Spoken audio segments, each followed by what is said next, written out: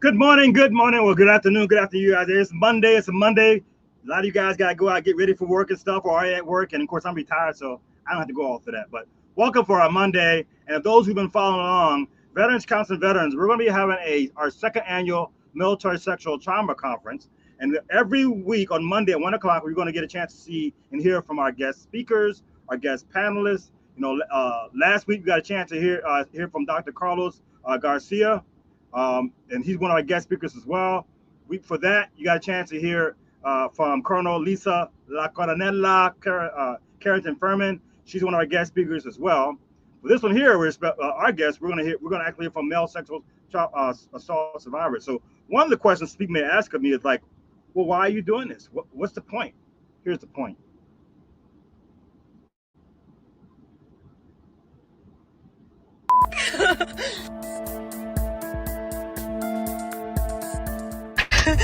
This morning I posted a TikTok about how unfair it is that I've dedicated my life to the military and the Marine Corps and everything that I've done, and that I was able to see my perpetrator in court, and how much it sucked that he was being forced out of the military, that he would be getting an honorable discharge.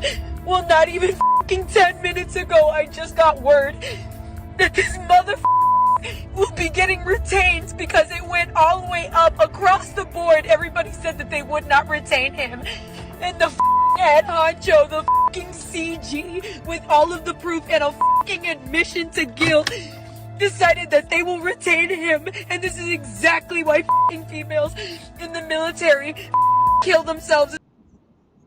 This is exactly why she says female, but males also die by suicide, kill themselves. And you know what? And we're going to talk about that from this road to the conference. We have a special guest on. But before that, we always got to do our intro. Intro!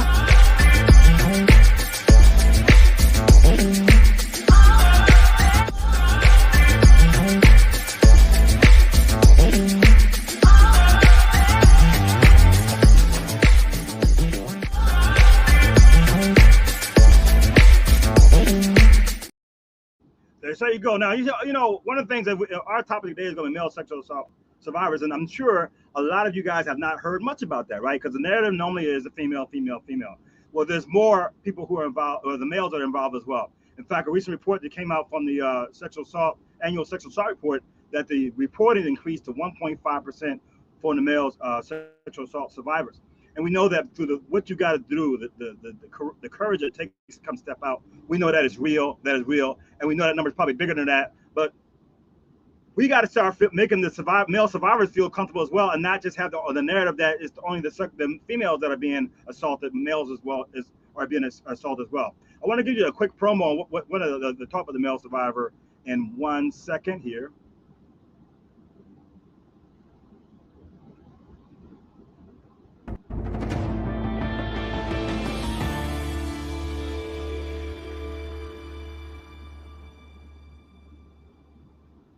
My wife invited him to dinner, which I never even planned on doing because he was a master sergeant.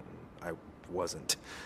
It escalated from there. And a soldier comes up right behind me and says, "You okay, Sergeant T?" He's like, I'm good. Just a little tipsy, but I'm doing good. She's like, "Well, I'll help you get to your room." Puts her arm around me and then slowly helps me into the elevator. We're just hanging out, having a good time, drinking, doing what guys do. And the last thing I remember was him handing me a shot. He convinced my wife that he was in love with her, and that he was also in love with me, and that to him I showed homosexual tendencies. I definitely felt manipulated. I felt betrayed. I felt like a toy, like a plaything that they get to do whatever they wanted with, and how I felt didn't matter to anybody. So there you have it there. That you got a couple of conversations. There may be some conversations about how effective SHARP is, but the context of that is very important. So before we talk about that particular video, I want to bring our guest on to everybody else. So first, I'd like to bring on Kevin Cagle, Army veteran. He's been here before. He's going to be one of the panelists for our male sexual trauma survivor panelists.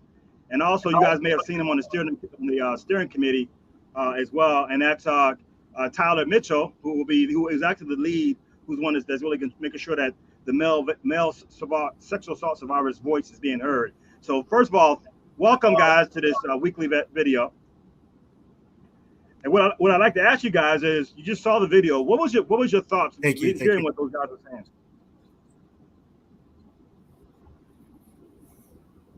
You can go. Go ahead, Tyler. You go first, then Kevin. What was your thoughts on that video? Yeah, I guess. Yeah. It's definitely rings true from feedback. I've also heard from fellow survivors, just the manipulation and the betrayal that you have from people that you entrusted. And you look at it as your brother and sister in arms, and you're not thinking about being taken advantage of, and having that ultimate betrayal definitely does lasting impact, on your physical and your mental well-being. Just for that to occur and you're not expecting it, it makes you just feel a lot of shame and embarrassment. What about you, Kevin? Well, the first thing obvious for me is that when I was in, nothing like this existed. I mean, absolutely nothing. There was a phone number that you could have called the Inspecting General's office, but that really wasn't an option for me either. So I've heard some negative reviews about the actual program itself, but I say anything is better than what we had. So I hope that they will take criticism and make it a better program to help people like Tyler and myself. Right, the military. One thing they're not good at is taking criticism. I mean, we already know that. Ain't been anytime soon. They ain't good at that. And that person that we just brought on too. And Tyler, I want to make sure that for this conference, Tyler is the lead. I want to make sure that the male survivors had a voice, and that's important. And that's what Tyler did. So give us some ideas of what your plan is, and then Kevin can join in. And one extra guy who's not on, he's going to join next. We just got learned about him last week. And that's Chef Anthony Scales. But Tyler, what was your mindset going into this conference? And then we can hear from Kevin. Yeah, just to kind of give you a little bit of an idea, I want just want to let again, my name is Tyler. I'm an MST survivor, and I'm speaking to people that are listening right now, particularly us men. We've heard the encounter, hurtful words said to us before, such as coward. Being weak, real men can't be raped. And unfortunately, did it turn you on? Those feelings of betrayal, anger, and isolation, not only by our military family, but by society at large, those negative feedback and nonverbals that we get, those feelings are real. Those feelings of anger, betrayal, and isolation, those feelings are real. And they leave a deep and lasting scar on our minds and bodies. Kevin and I, VCV, we want you to know you're not alone. We hear you, we see you, and we're here for your support as you look to find your own strength. So please consider coming to join us this June in St. Petersburg in Florida for our second annual MST conference. It's all about educating, empowering, and connecting with fellow survivors and families. We'd love for you to be there, so we you can come and join us, be with us. But if you're not comfortable at this moment, that's okay too. If you're not ready yet, that's okay. Just know that you do have a safe space with myself, Kevin, and VCV. We're here for you. And Kevin and I, we go back a while, so we were there last year. So give us kind of what you would like to see out of this conference, Kevin. So I'm Kevin Cagle. I'm a U.S. Army veteran, military sexual assault survivor. I'm primarily, obviously, advocating for men like me. I'm a heterosexual male that was sexually assaulted by a homosexual male in the military, and I only say that to say that it's just different. I'm not saying it's any more significant or more hideous or anything. I'm just saying it's different, and the approach to the care that we as veterans need has to be different in order to be effective. And in my journey of almost 6 years now, I have discovered that that does not exist. And if I'm wrong, please somebody reach out to me and correct me. Um, so that's my primary reason for wanting to come back to the conference. As far as promoting the conference, I just want to tell you my story real quick about last year's conference. It was the first time I'd ever shared my story to a large group of people. I had spoken to a large group of people, but not about something so personal. I had told my story to individuals. So as you might imagine, the night before, there was very little sleep. I think about 3 o'clock in the morning, I said a prayer to God and asked Him to show up and get me through the day. And so I showed up early that morning, extremely exhausted, not really even sure what I was going to say. And I'm facing the wall, and a young lady comes up behind me and says, "Excuse me, sir." And I turn around to a beautiful smile and someone that told me that I wanted to meet you. You have great courage. I'm paraphrasing, obviously. But the biggest thing that she said to me is as if she was reading my mind, is that you men like you are underrepresented, and there's a void for support for men like you, and that's why she. But I know, once again, I'm paraphrasing. She was encouraging me to continue doing what I was doing, and lo and behold, I get up on the stage, and I felt completely comfortable sitting next to fellow survivors, and it was just the entire experience was. I felt safe. I felt I felt equal to everybody that was there. There was a lot of survivors there, and nobody judged me.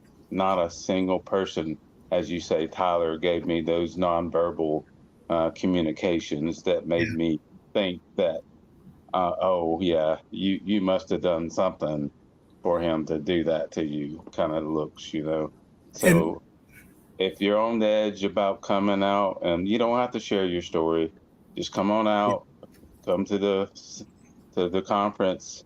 I promise you, you won't regret it. And there's going to be a ton of resources to get you to some programs that will change your life, like they've changed mine.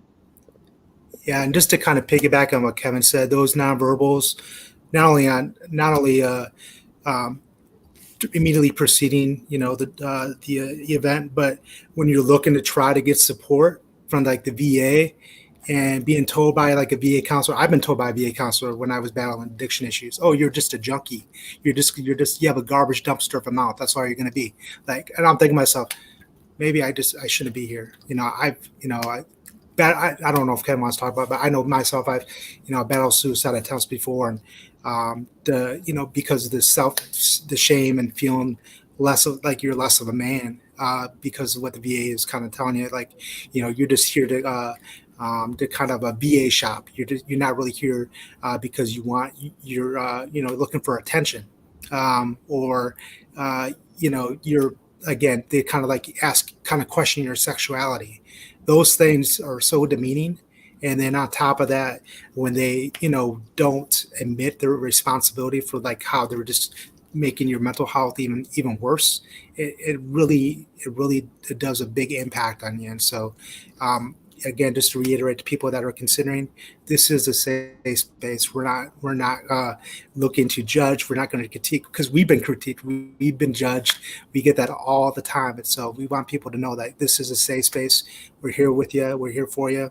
And you can feel comfortable coming to us. And we're here for each other. So It's great to hear that, and that's important. That even like some people have when they may, it's not a one-off, so other things may continue after this, and that's what we're here for. So the support and stuff is not just on 9 and 10 June, but afterwards as well. That Tyler and Kevin and those guys will be involved in to make sure that we just don't rip the Band-Aid off and walk away. Thank you guys again for this coming on, and I tell you guys, I can't reiterate more what they did about the safe space. on that. And if you have any questions, we'll reach out to Tyler or Kevin, and let's actually stop talking about it and be about it. Okay, thank you so much again for Tyler and Kevin. See you guys June 9th and 10th. All right, sounds good. We'll be there.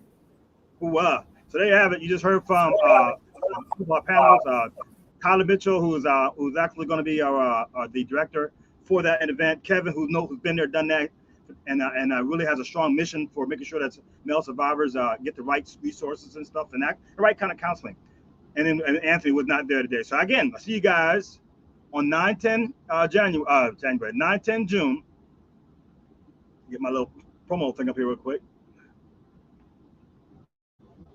9-10 June, St. Pete College, Gibbs campus, from 8 to 4 on the 2 days. It'll be something you will great to you want to be at. Finally, I want to lead with this as sexual assaults continue to happen. We got 3 female veterans in this particular case that had died within less than 2 months of each other. We got Basalda that died. We got Wickle that died, but both from Fort Hood, and then Sergeant Bailey that died after they reported they were sexually assaulted.